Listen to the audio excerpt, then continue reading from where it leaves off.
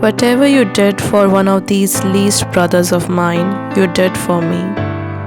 Today, reading the Gospel, when the Son of Man comes in His glory and all the angels with Him, we are reminded of the final judgment by letting us mull over the essentials of our faith. Feeding the hungry, giving the thirsty to drink, clothing the naked, visiting the sick, these are works of love for those Christians who, upon doing them, can see the very same Christ therein reflected. St. John of the Cross says, when evening comes, you will be examined in love.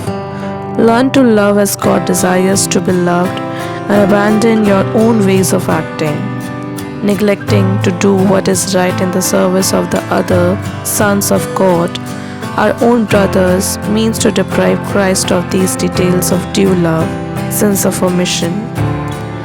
The Second Vatican Council explains the demand of Christian charity, which confers a meaning to the so-called social assistance, saying, in our times, a special obligation binds us to make ourselves the neighbor of every person, without exemption, and by actively helping him when he comes across a path, whether he be an old person abandoned by all, a foreign laborer unjustly looked down upon, a refuge, a child born of an unlawful union and wrongly suffering for a sin he did not commit, or a hungry person who disturbs our conscience by recalling the voice of the Lord.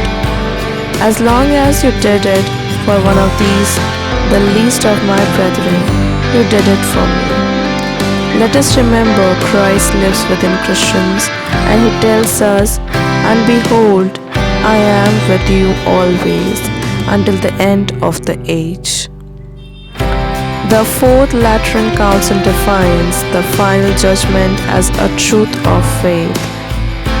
He will come at the end of time to judge the living and the dead, to render every person according to his works, both to the reprobate and to the elect, so as to receive according to their deserts, whether these be good or bad, for the later perpetual punishment with the devil, or the former eternal glory with Christ.